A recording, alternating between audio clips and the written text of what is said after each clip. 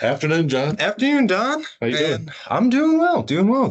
How are you? No, better than I deserve. Yeah, that's debatable. Well, thank you. Good afternoon, everyone. Welcome to today's webinar around Microsoft licensing optimization and changes in optimization.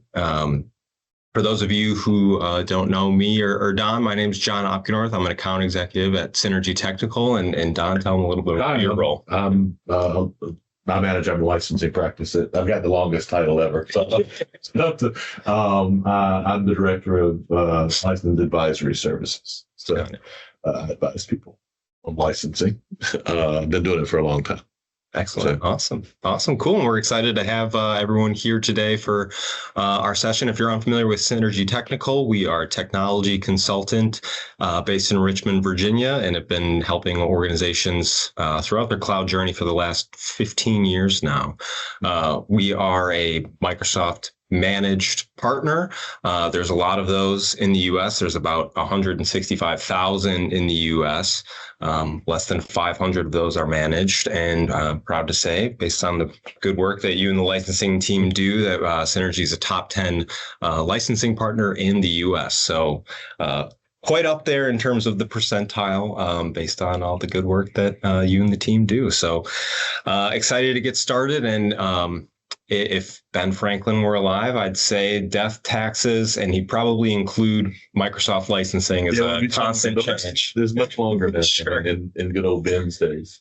Exactly. So there's a lot changing. There's always stuff changing with Microsoft licensing. What is the latest kind of news updates on what's changing with Microsoft licensing? Sure. There's a couple of things. The big change, I think, is for customers may or may not have heard that the enterprise agreement, I'm going to call it the EA for the rest of the webinar, simply because that's how we've affectionately referred to it for years. Mm-hmm. The EA they've been a little bit vague about this answer, right? Sure. But with customers under 2,400 seats, mm-hmm. some of those EAs will not be eligible for renewal. Mm-hmm. And that's level A. Yeah, level EA. A. Mm-hmm. Right.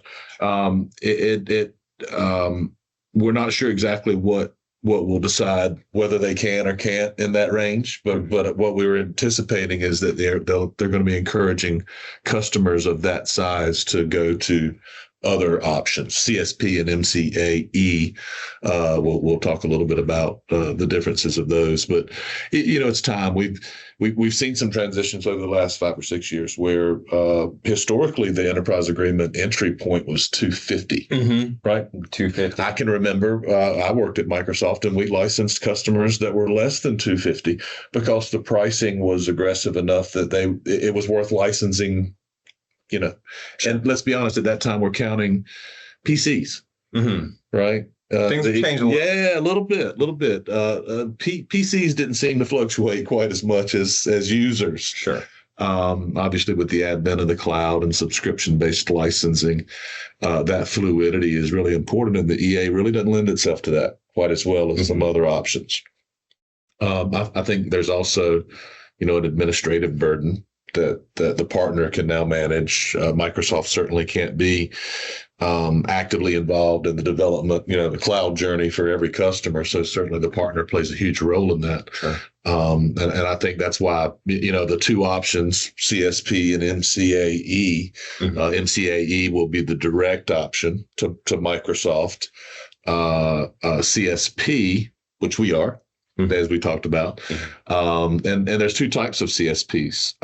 There are indirect. Okay. Indirect CSP providers go through a middleman, if you will, Ingram Micro, Tech Data, Crayon, something sure. like that. And what they provide is some of the things that a partner is required to provide, to be honest. Sure. And what are those requirements, I guess, or what would a partner be providing through CSP? Yeah, absolutely. Support, right? Support options are available. More times than not, partners are able to provide discounts or rebates against consumption. Whereas the direct MCAE, you won't see that typically, right? There are of term options. I think the term options will be the same for MCA. The biggest thing I think for customers is the partner engagement.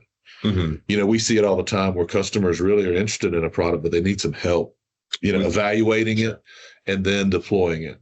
And with the partner along for the ride, I think they're much more successful. Sure. And that's the scenario maybe with a direct CSP partner that might have a higher level of engagement with Microsoft programs, leadership, access to funding buckets, right? Having that line of sight, on the licensing, but I think also B, with knowing what a customer's initiatives are for the upcoming year, planned changes. I know you often say that licensing is maybe the afterthought or the last to the table when it comes to big projects, but knowing kind of here's the horizon, here's what we're after this year, what is the licensing impact, and do I have a partner that can assess that licensing impact, help strategize for the lowest cost, but also work with Microsoft on potential funding options to assist and offset cost of deployment or implementation, right? There's a bunch of 3-letter acronyms, 4-letter acronyms, ESIF, PI, MCI, it's the fast track program, lots of certain ways. And I know personally, there's been a lot of buzz around Copilot, Fabric this year. You kind of see where Microsoft is putting their investments in terms of solutions and technology. And they're going to be willing to invest in the partner to help maximize their adoption and increase that. So we've seen, some cases of 6 figures in funding based on the licensing value. And here's what Microsoft will do to help you along that journey. Yeah, and Microsoft's always been really good about funding where they want the product development to go. They're very, very, very keen on that. And we're not seeing a lot of mail migration funding these days, right? We're seeing some. The projects exist. Yeah. Oh, yeah. The people are still doing it. It's just Microsoft's not willing to fund it quite as much as they are an AI project. It makes sense, right? That's where the growth needs to happen for them. So, a partner's key in that. Customer's not going to see that. It's tough enough for us to track, much less, for a customer that does it, once a year or something like that. It's difficult. So, there's some key questions for customers that they need to answer. Is one, which direction they're going to go. There's a lot of enterprise agreements that'll come up for renewal in the June, July timeframe. Sure, we're coming up on fiscal year end. Yeah, absolutely.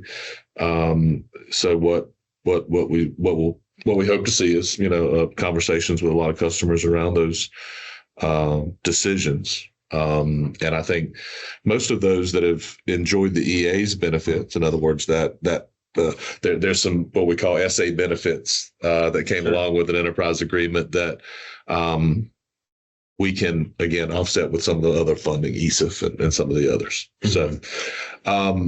So when a partner, I guess, when they're looking to, and I don't mean to cut you off, but when they're looking to transition, like you said, June, July timeframe, a lot of these EAs are up for renewal, and maybe customers are getting notified earlier this month or for the first time, hey, here are your options. It's CSP or MCAE, but we're no longer, supporting EAs for, level A.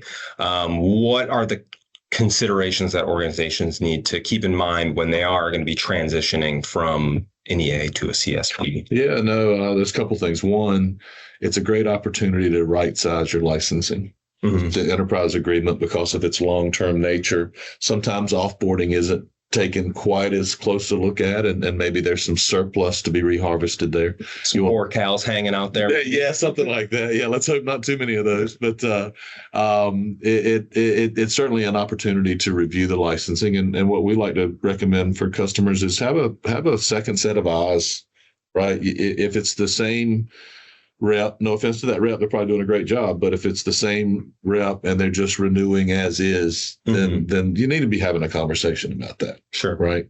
One of the other changes that Microsoft has announced, it was announced a little while back, but it's impactful as it relates to the transition. Microsoft in the UK there was a legal decision that they needed to split apart the Microsoft 365 enterprise suites or bundles from Teams. right? Teams as a standalone product, and then the bundle. That's come to fruition. Now it impacts customers in a number of different ways. Those customers that have never subscribed to those impacted SKUs, they're just buying separately. Okay. That's just how it is. That's just how it's transacted now. For those customers that have already a subscription, and an enterprise agreement customer certainly might be a good candidate for that, we want to transition that to a CSP partner, and then we can maintain that bundle. And there's a cost savings there. It's about a 10% increase if you were to look at the bundle versus the two components. Not only the administrative burden of assigning now 2 licenses as opposed to 1, right, et cetera. But that's certainly something you would want to take a look at. You'd also want to take a look at, surplus is one way of saving. Being a little bit more granular with your approach to licensing, right? There's a number of different roles in an organization, and we do a lot of work with customers in defining what those roles are, defining what those roles need, and then determining what the most cost-effective way to license and administer those groups of people. Sure. We've got some really mature practices around that. Customers can recognize a lot of savings and kind of ease the administrative burden. Sure. So we do a lot of work there. Other than that, it's an easy transfer. We do them all the time. We've been transitioning customers from EAs to CSP for some time for a number of different reasons. The model fits their needs better. There's more options. The partner engagement, those things we've talked about already. Yeah. So I'm hearing have a yard sale. Before you move, that's the key. Before you move, might be a little fresh for you. I know that's a sensitive topic. Yeah. Have that yard sale and do your cleanup. I think that's good. Quarterly, biannually, yearly practice for hygiene, right? To provide some analysis on what are my user profiles and licensing to those needs, right? Ensuring that if you are going to be grandfathered into the M365, the old M365 E3 or E5 SKU. Transitioning that so that you retain those teams and maintain your equity. Exactly. Right. Yeah. Don't have that increase in cost. And then I think another thing in terms of the maybe overall analysis, and I might be jumping ahead here, is taking a more holistic approach and not narrowing in on the Microsoft mix, but maybe identifying some third-party technology that you might already be paying for with Microsoft and, email protection services, right? Stuff like that. Can we save costs elsewhere because we're already getting benefits for those solutions with? Especially around the security ecosystem. I mean, let's just be honest. There's no company spending as much as Microsoft is on security.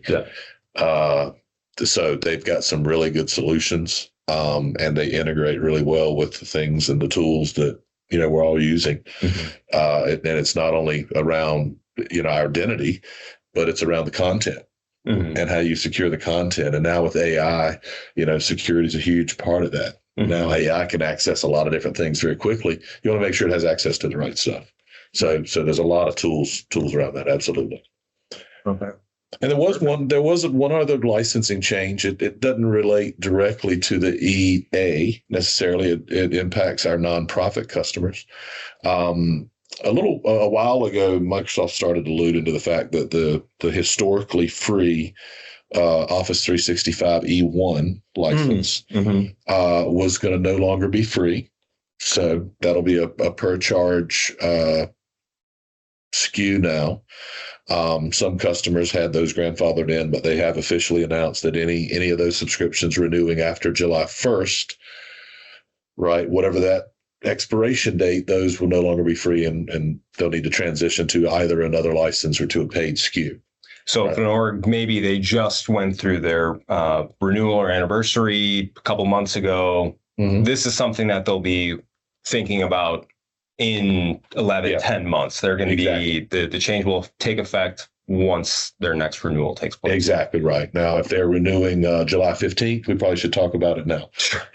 Right. That's one of those options that you want to make sure you understand. Now, The other messaging around that is Microsoft had offered a donation or a grant of quantity 10 Microsoft 365 Business Premium licenses. And then beyond 10, they were paid licenses. But those 10 are going away.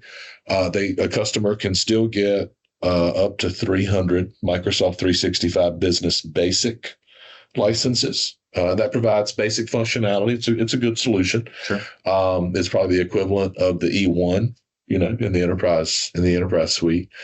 And then it's still providing discounts like 75% off of commercial SKUs on the remainder of the SKU. So it's not a huge financial burden, but it is a change for some customers, and we've been having those conversations with them, make them aware of what their options are. Sure. A lot of times nonprofits keep licenses around for volunteers, things like that, for longer periods of time. And some of that will just be an administrative change. Right. So, so I know a lot of the conversation and discussion has been around the EA transition to CSP for those affected customers, right? Less than 2,400 users. I want to kind of broaden, the scope here. And I know that you are not just working and talking with organizations of 2,400 users or less, right? How would you kind of explain or talk about organizations that you've been working with of a larger size? Like where can a partner maybe add value? If it's not, they're going to stay on their EA, which is, fine agreement. How would you see working with a partner help an organization on their licensing strategy? Well, specifically around the licensing, I mean, I find I love licensing. That's kind of weird, right? I know not many people love licensing, but I've been doing it for a long time, and I enjoy listening to customers' challenges and applying licensing strategies to them. That's what I like to do. Sometimes that ends in us transacting licenses, but many times it doesn't. Many times it's, hey, the EA is a great solution for you, but here's what I would tweak around how you're managing that particular EA. Right. So we work with customers in pure advisory, and then we work with our customers in a hybrid, like transactional and advisory role. Sure. Right? As one of our customers, they get my advisory services as a value add, right? I just provide that as a service to our customers. But to those that really don't plan to transact with us, we can engage with them as well. And we I know you've found some big change. Yeah. If you're looking at the couch, it was folding money. Yeah. We'll put it that way. Well, it didn't make noise. It was folding money. Sure. But we love working with customers, and I welcome conversations. If you have an EA, and you're anywhere impactful of these counts or higher, let us know. We'd love to have those conversations. Awesome. Yeah, that's great. Well, I think, maybe to summarize or put a single thread throughout the discussion, it's crucial to know that every organization is unique, right? Different requirements for compliance regulations, different long-term IT goals. There's different stages of cloud maturity. So I think that, every organization is unique. Everyone's their own, special entity, and that requires a holistic but custom approach to, analyzing your licensing environment and discussing deeper in terms of what the strategy is, what are your plans, as opposed to just kind of pushing paper and transacting the way that we always used to. Well, not only that, the other side of that is getting more value out of that you're already buying. I can't tell you, customers use a small percentage of the suites probably, and I think we help customers visualize what it might look like to enhance their productivity, their security. It just depends. Sure. Yeah, we love those conversations. Absolutely. Well, and it's ever evolving, right? It's always changing. I know we alluded to it a little bit earlier. Fiscal year end for Microsoft's coming up in June, and usually there's a little Italian holiday there in the summer, and then come August, there might be rumblings of new announcements, program changes. So I'm sure that this won't be the last webinar. No, I anticipate we'll do this pretty often. Like I say, we are coming up to change season. as the Italian holiday. But yeah, I'm excited to see what's new. Change is a wonderful thing. IT is full of change. I mean, some of it's good, some of it's bad, but we know it's all change. It's okay. Absolutely. Well, really enjoyed the conversation and appreciate the time to discuss. If you guys have questions or would like to reach out, talk to us about licensing, talk to Don about licensing. He's one of the few, if only person in the world, I think, that can make it interesting and fun. Please don't hesitate to reach out our way. We've got our contact info behind us, and we look forward to speaking with you. Thanks, John. Appreciate the time. Thanks. Thank you, everyone. Thanks.